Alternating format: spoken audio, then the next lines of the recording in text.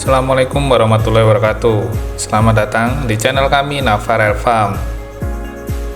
Halo sahabat, di dunia pertanian, siapa sih yang nggak mau tanahnya subur dan hasil panennya melimpah?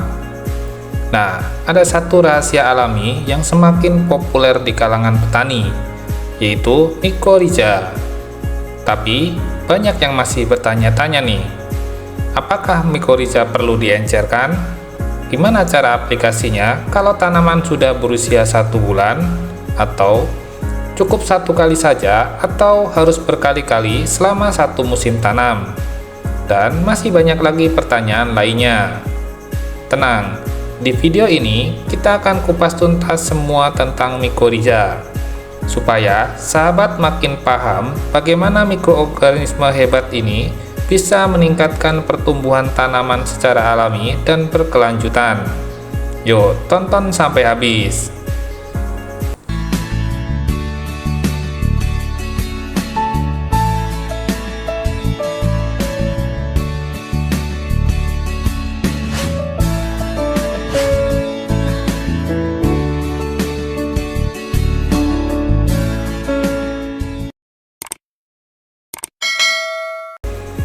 Di dalam dunia pertanian, meningkatkan kesuburan tanah dan produktivitas tanaman adalah tujuan utama setiap petani. Salah satu solusi alami yang semakin populer adalah mycorrhiza, sejenis jamur menguntungkan yang bersimbiosis dengan akar tanaman. Dalam video kali ini, kita akan menjawab berbagai pertanyaan umum seputar mycorrhiza dan membantu sahabat memahami bagaimana mikroorganisme ini dapat meningkatkan pertumbuhan tanaman secara alami. Kita mulai dari yang pertama, apakah mycorrhiza perlu diencerkan? Seperti yang sudah pernah kami jelaskan sebelumnya, bahwa mycorrhiza yang sahabat gunakan yaitu merek Dakang Microbio, yang mana dalam produk tersebut terdapat bahan pembawa yaitu batuan zeolit. Zeolit adalah silikat hidrat yang mengandung ion-ion natrium dalam jumlah yang cukup banyak, berbentuk granula dan tidak larut dalam air. Oleh karena tidak larut air, cara aplikasi mycorrhiza ini tidak perlu diencerkan atau dicampur air, cukup ditabur saja. Paham ya sahabat? Lalu yang kedua, apakah penggunaan mycorrhiza masih efektif ketika tanaman sudah berusia 1 bulan setelah tanam?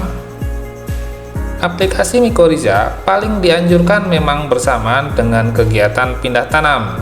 Namun, apabila tanaman cabai sudah terlanjur ditanam, mycorrhiza ini tetap bisa digunakan. Bagaimana cara aplikasinya? Sahabat bisa membuat lubang di daerah perakaran, lalu mycorrhiza ini dimasukkan ke dalamnya dan ditutup kembali menggunakan tanah, atau dengan membuat alur melingkar di daerah perakaran. Kemudian, mycorrhiza ditaburkan dan kembali ditutup menggunakan tanah supaya tidak langsung terpapar sinar matahari.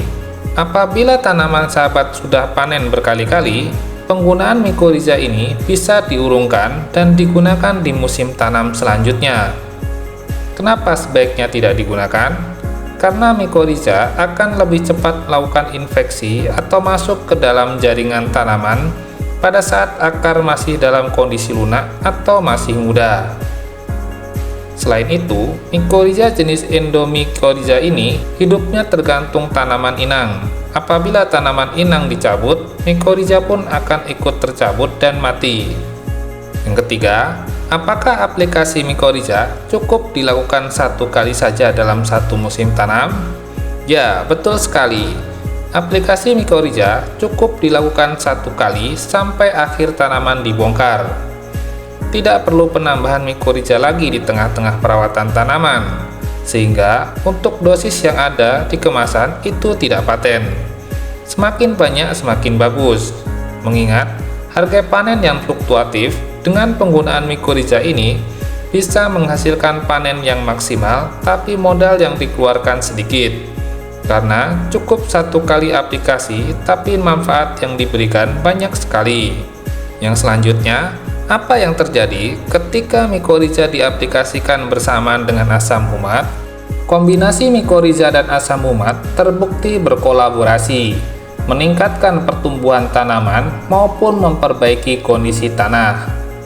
Setelah kita aplikasi mikorizа tidak langsung bekerja, melainkan ada yang namanya proses infeksi. Oleh karena itu, dengan adanya asam humat yang mampu meningkatkan serapan hara di fase vegetatif, pertumbuhan tanaman tetap optimal.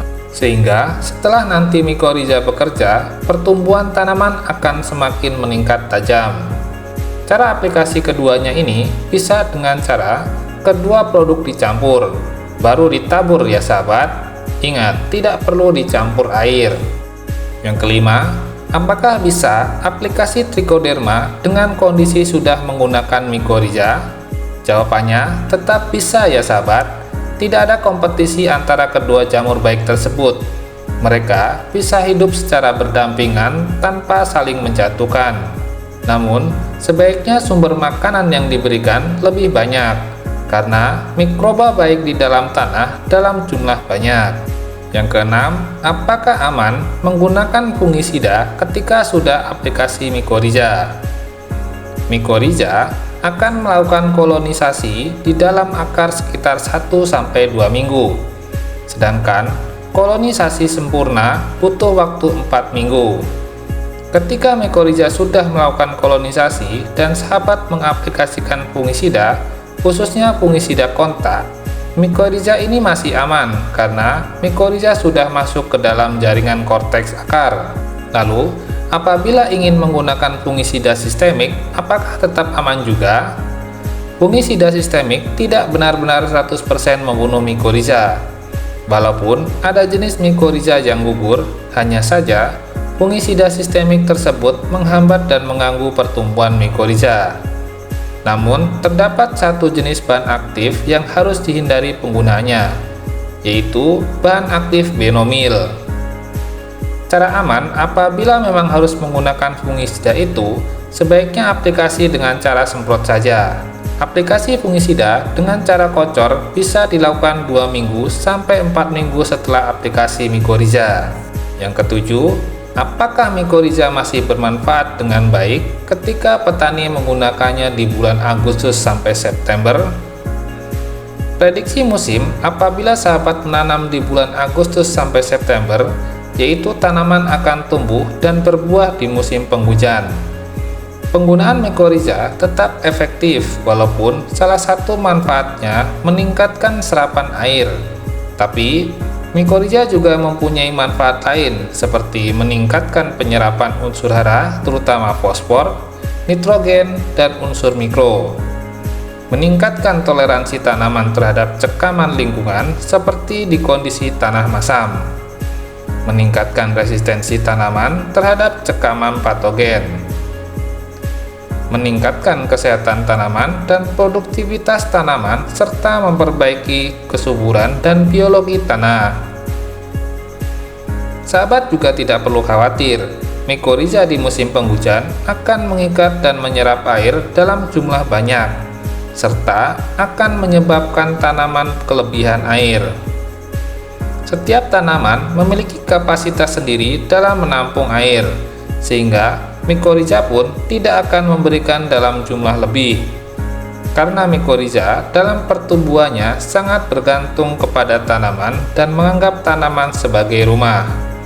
Oleh karena itu, dalam menjalankan tugasnya, sebisa mungkin mikorizа akan menciptakan rumah yang nyaman untuk hidupnya. Nah, itu dia sahabat, semua jawaban lengkap tentang penggunaan mikorizа dalam pertanian kita. Semoga setelah menonton video ini, sahabat makin semangat menerapkan teknologi alami ini untuk meningkatkan hasil panen secara maksimal dan berkelanjutan. Apabila sahabat merasa video ini bermanfaat, jangan lupa untuk like, komen, dan share ke teman-teman petani lainnya untuk tentu saja subscribe channel ini. Karena di sini kita akan terus belajar bersama untuk menjadi petani yang lebih sukses dan lebih maju. Sampai jumpa di video selanjutnya. Tetap semangat bertani dan wassalamualaikum warahmatullahi wabarakatuh.